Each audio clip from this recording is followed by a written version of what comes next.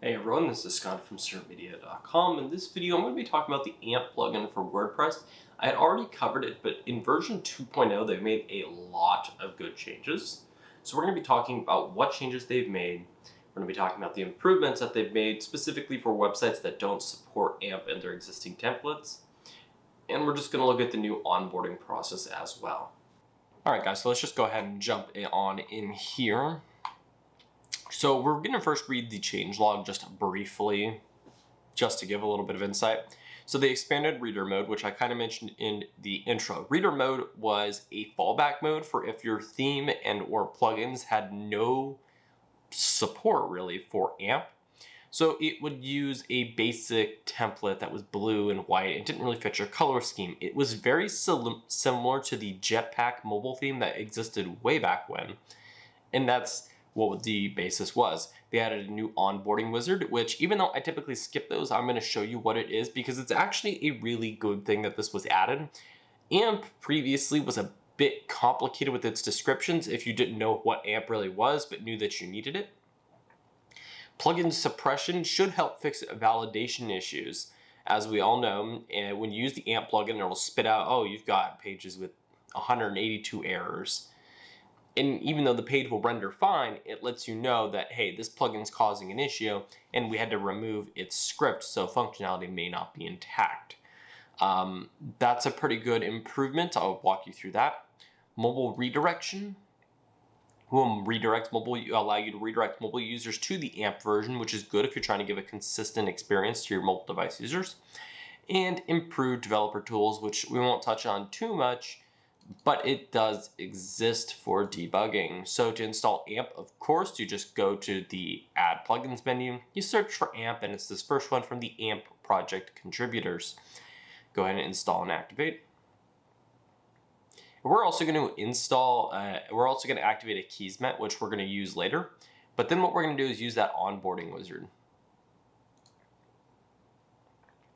Now, the new user interface is actually really good. It looks really nice. You have tons of good information here. It tells you what AMP is, it tells you how to set your site up with it, and it tells you how the onboarding flow is going to work. So we're going to go through it and click next.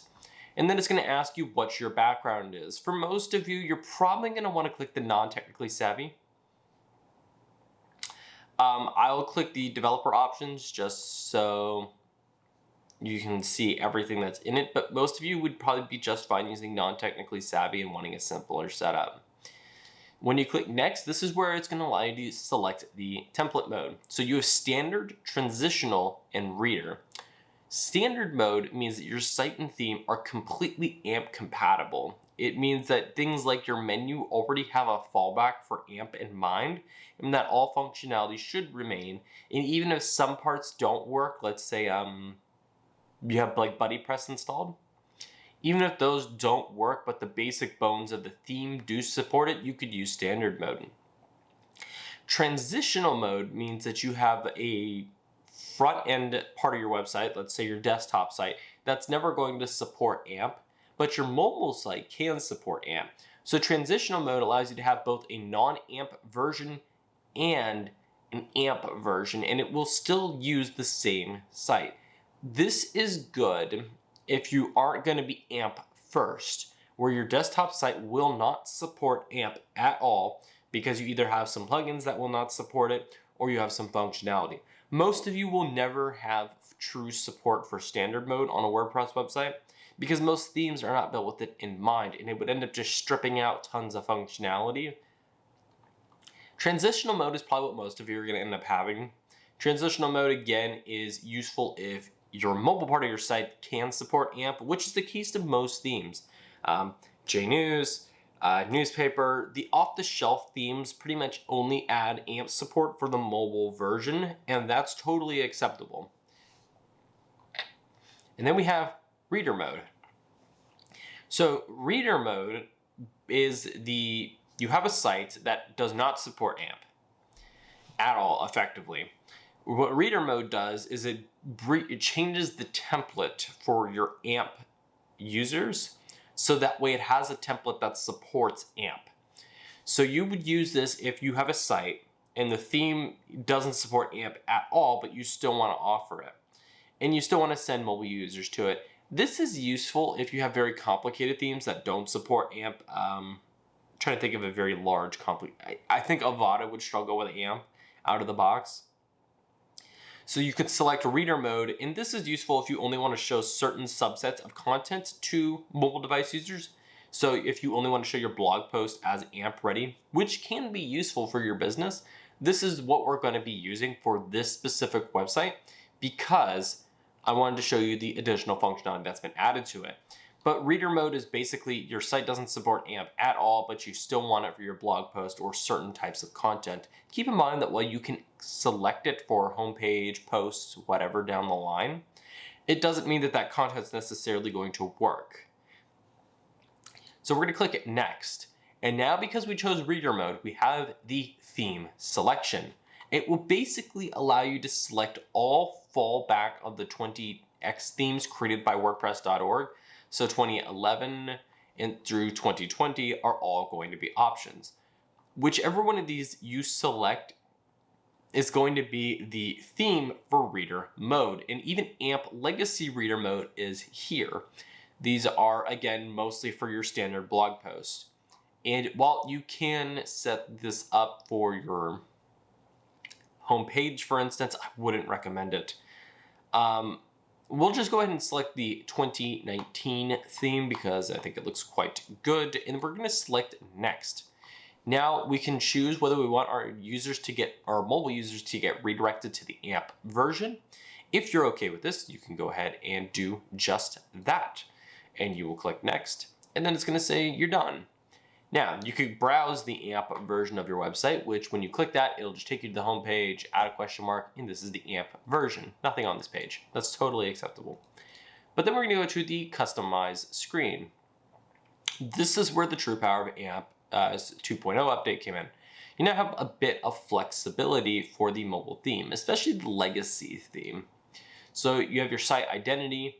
This will apply to the non-AMP version as well, so keep this in mind, but you can have an AMP-specific logo.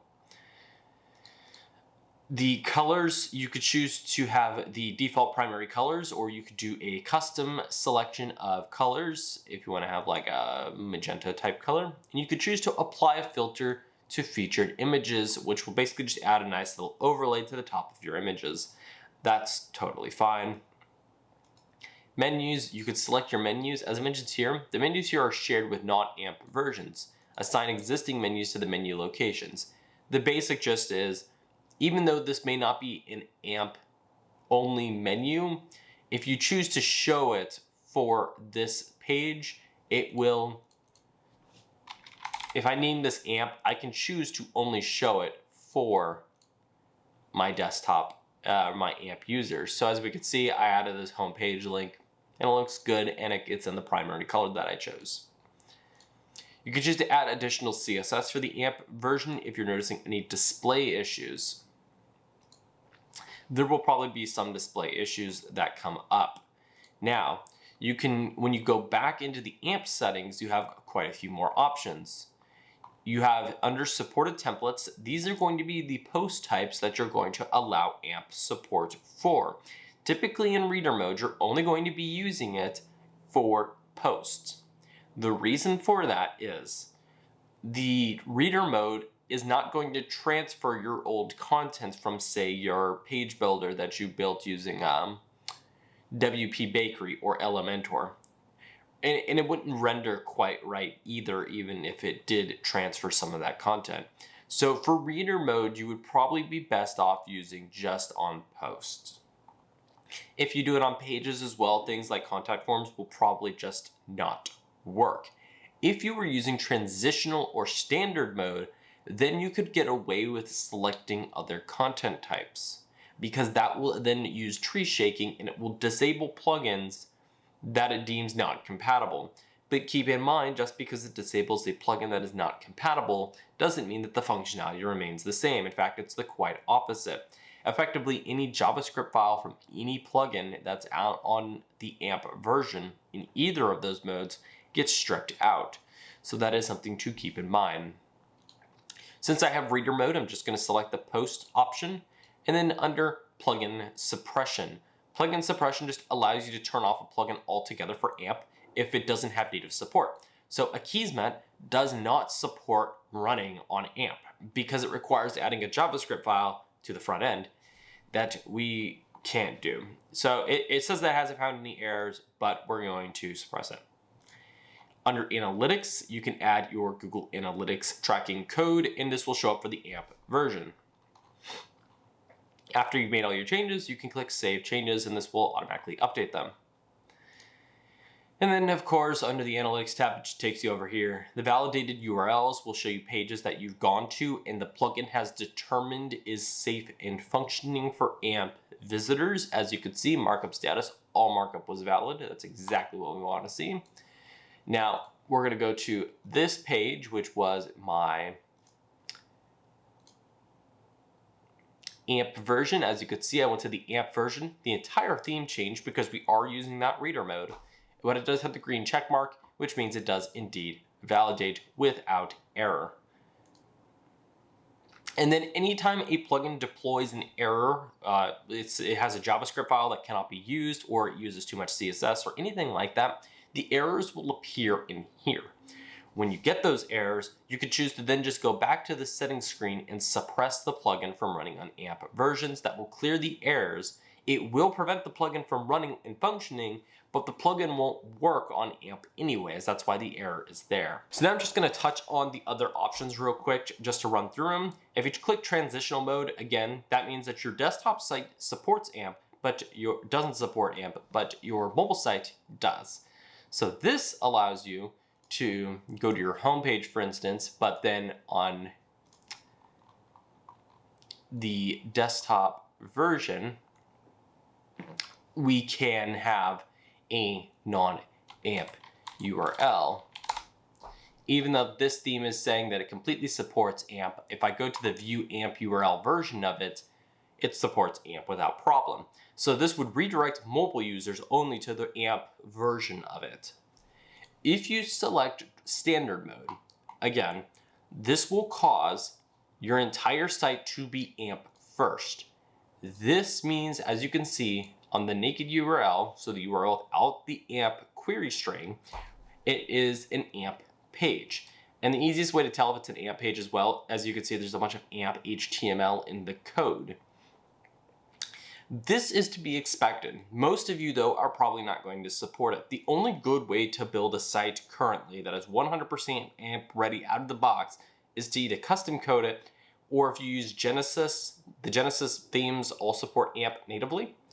And if you use the block editor with minimal amounts of JavaScript, you'll have to have a pretty basic website. My website actually can support running on AMP, but when I did test running it on AMP, I ended up getting worse performance. That's just something to keep in mind. I'm also going to activate real quick one other plugin that I know will not validate correctly. We're going to activate BuddyPress. Now, BuddyPress is a bit of an interesting one. So as you can see, we have 8 issues now on the AMP first mode. And what it tells you now is you have 8 scripts. You cannot use JavaScript files that are not written by the AMP project in AMP templates. So as you can see here, it says that it found a bunch of invalid scripts: jQuery, widget members, jQuery, query, min.js. And it basically wants to strip all of those. So if you have a site where you have functionality that's dependent on, you cannot just go ahead and enable standard mode. If I had a BuddyPress website, I can't use the standard mode, because if I did, BuddyPress just wouldn't work. I would have to use transitional mode at the very most, so only mobile users got it, or you're only using reader mode, or I would just turn off the content types for these supported templates. Just keep in mind that when you're working with AMP, you're going to run into issues with your plugins. Totally natural.